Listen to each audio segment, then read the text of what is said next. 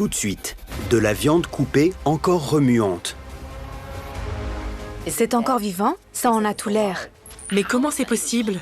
Certains croient que c'est la preuve d'une vie après la mort.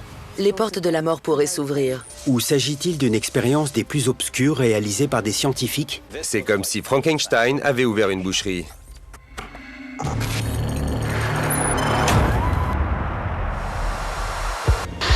Province de Liaoning, dans le nord-est de la Chine. Cette région, autrefois isolée, est devenue, grâce à l'essor industriel et technologique, une grosse métropole qui compte aujourd'hui plus de 43 millions d'habitants. Le 10 décembre 2017, en fin de soirée, toute la ville s'apprête à se mettre au fourneau. Quand un habitant découvre sa tranche de bœuf en train de remuer. J'ai jamais rien vu d'aussi dégoûtant. Si j'avais vu ça, je me serais enfui. Cette viande gesticulante laisse les scientifiques perplexes. L'animal est clairement mort et pourtant la viande bouge encore. On dirait vraiment un film d'horreur. Qu'est-ce qui provoque ces mouvements? L'anthropologue Deborah Hyde examine les images. Cette chair tressaillante lui rappelle une légende connue dans le monde entier. La révolte des morts-vivants. L'idée que la chair puisse avoir une sorte de vie surnaturelle après l'expérience de la mort est répandue dans la plupart des folklores. Les morts vivants reviennent alors qu'ils devraient être sous terre. On se rassure en se disant qu'il y a une frontière nette entre la vie et la mort. Mais les archives montrent que ce n'est pas toujours vrai. Des cercueils exhumés des 18e et 19e siècles ont été découverts avec des traces de griffures à l'intérieur. Et on répertorie encore de nos jours des cas où la mort est annoncée trop prématurément. La frontière entre la vie et la mort peut être vraiment floue. Des gens ont été déclarés morts dans le monde entier et plusieurs heures ou même plusieurs jours après, ils se sont réveillés et ont fait l'expérience de cette renaissance miraculeuse et effrayante. En 2014, dans le Mississippi, un homme de 78 ans est transporté dans une maison funéraire. Le sac contenant son corps se met à bouger et on le retrouve vivant et remuant à l'intérieur. En janvier 2018, un prisonnier espagnol est déclaré mort et emmené à la morgue. Quelques heures plus tard, on entend des ronflements venant d'une des chambres mortuaires. Et le cadavre se réveille comme si de rien n'était. Autrefois, on aurait appelé ça de la magie, mais le biologiste Greg Sulgit a étudié les explications scientifiques à ce phénomène. Une personne peut parfois sembler morte parce que son cœur s'est arrêté, par exemple. Elle est morte sur le plan physique. Mais tant que le cerveau fonctionne, on peut s'en servir pour faire redémarrer le cœur puis la ressusciter en quelque sorte. Mais les spécialistes ne comprennent pas comment un morceau de bœuf pourrait encore montrer de tels signes de vie. C'est très étrange et inquiétant, car on n'a pas l'habitude de voir un morceau de viande bouger alors qu'il n'a ni poumon, ni cœur, ni système sanguin. Donc aucun moyen de se nourrir par lui-même. Le journaliste scientifique Jeff Wise analyse les images du steak qui s'agite. Il est persuadé que la chair continue de bouger grâce à un moyen technologique. Ces mouvements sont l'œuvre de l'homme. On dirait qu'on essaie de réanimer ce steak.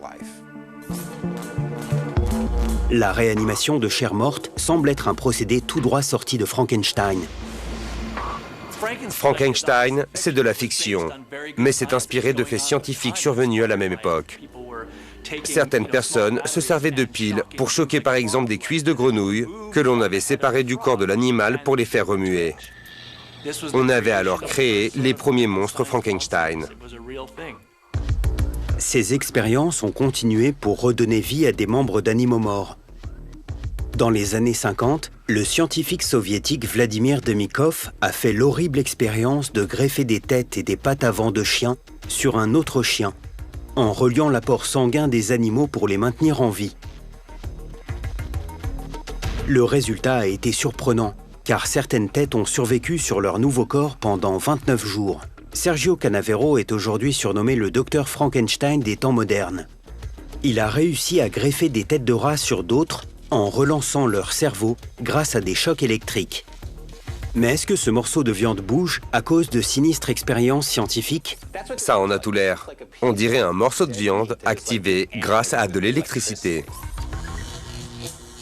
Les images sont envoyées à Connor McCourt, ancien analyste vidéo au sein de la police. Il cherche des indices montrant que c'est grâce à de l'électricité que ce bœuf remue de manière surnaturelle. On essaie de trouver sur ces images quelque chose qui serait capable de stimuler ce morceau de viande.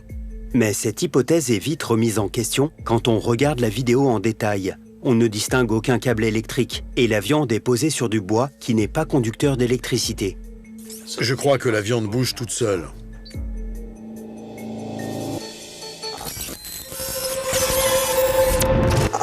La neuroscientifique Jade Lovell observe les images. Elle est attentive aux voix qu'on entend parler sur la vidéo et découvre ainsi de nouveaux indices déterminants. Regardez le morceau de viande que je viens d'acheter. Jade Lovell suppose que si cette viande vient d'être achetée, elle est encore extrêmement fraîche. Pour elle, ce qui semble impossible pourrait être vrai. Cette viande est mort-vivante, tout comme un zombie. Il est possible que l'animal lui-même soit mort, mais qu'il continue de remuer après sa mort. Ça fait trop peur. Dans une cuisine en Chine, une tranche de viande gigote comme si elle était vivante. Des spécialistes émettent l'hypothèse que la chair continue de vivre indépendamment de l'animal, un véritable exemple de mort-vivant. Quand on tue un animal, son activité cérébrale s'arrête, mais les cellules à l'intérieur des muscles de l'animal sont toujours vivantes pendant plusieurs minutes. Il s'agit d'un effet constaté à maintes reprises dans le monde naturel. Ce crotal bouge après qu'on l'a décapité et qu'on lui a enlevé la peau.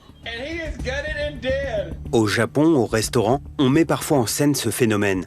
Des calamars fraîchement tués, plongés dans de la sauce soja, peuvent ainsi être pris de spasmes. C'est le chlorure de sodium de la sauce soja qu'ils versent dessus qui stimule les fibres nerveuses des muscles. Ceux-ci se contractent et bougent. Des rapports post-mortem font état d'humains capables de bouger après leur mort. L'énergie restante dans les cellules commande au nerf des muscles de s'activer et fait alors bouger un cadavre. On appelle ça des spasmes musculaires cadavériques ou post-mortem.